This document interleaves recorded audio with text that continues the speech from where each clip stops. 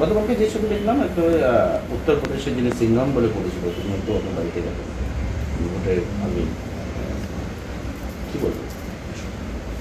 দেখুন, কালকে হঠাৎ করে 3টের সময় আমার অফিসে এসেছিল। এসে তখন আমি আমার অফিসের ভিতরে বসে আছি, আমি জানতে পারিনি ওরা এসছে। তারপর দিলাম আমার সিকিউরিটিকে দেখে তাদের চমকেছে এবং তাদেরকে অ্যারেস্ট করে বলে ধমক দিয়েছে।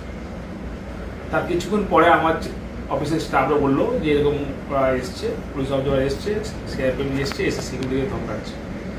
তারপর আমি বাইরে বেরিয়ে ওদেরকে চাপ সৃষ্টি করলাম আমার সিকিউরিটিকে, যে তোমরা এসপির অর্ডারটা বন্ধটা দেবে, আমার কাছে আছো, আমার কথাটা শুনবে। ওরা ওখানে গিয়ে তুমি ওই ধমক চমকে কেন গিয়েছো বা কী এইসব বলার পরে, চিনেমি করার পরে ওরা আস্তে আস্তে চলে গিয়ে আমার পাড়ার ভিতরে গিয়ে আমার বাড়ির কাছে গিয়ে আমার বাড়ি থেকে ধমক চমক দিয়ে বড় বড় ডায়লগ কথা বলে চলে গেছে।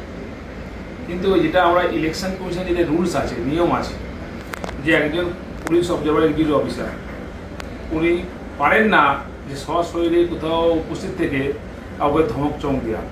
ওনার যদি কিছু বলার থাকে লোকাল এসপিকে জানাবে, লোকাল থানাকে জানাবে, তাদের মারফতে কিছু করা।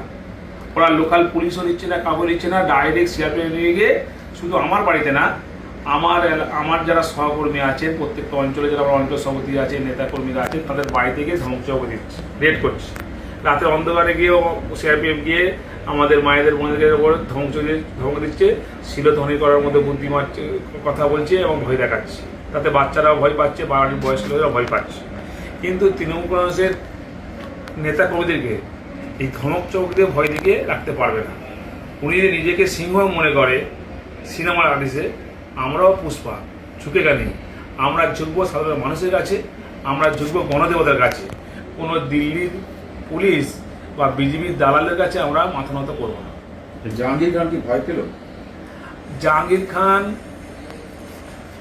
ছোটোবেলা থেকেই লড়াই করে উঠে এসছে। আমি সিঁড়িতে উঠিনি, লিফটে উঠিনি। আমি পঞ্চায়েত প্রধান 5 বছর ছিলাম, পঞ্চায়েত সমিতির সভাপতি 5 বছর ছিলাম। এই রানিং 2-3 বছর আমি জেলা পরিষদ পূর্ত পরিবার কর্মাধ্যক্ষ। আজকের আমি বিধানসভার তৃণমূল কংগ্রেসের জোড়াফুল থেকে প্রার্থী হয়েছি।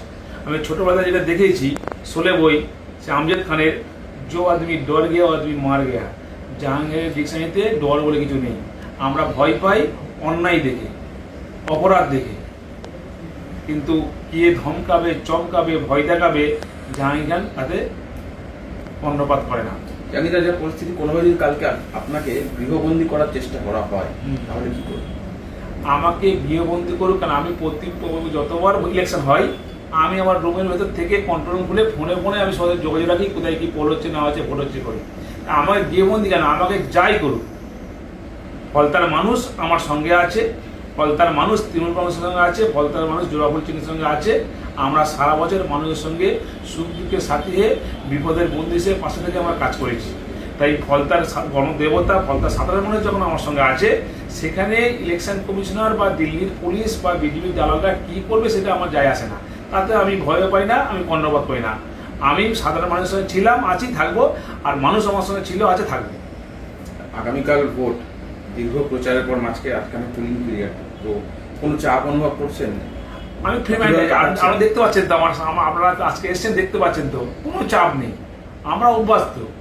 আমরা বাংলার মানুষ, আর 200 বছর লড়াই করে বাংলার বিপ্লবীরা ব্রিটিশদেরকে আমরা তাড়িয়েছি, বিতাড়িত করেছি।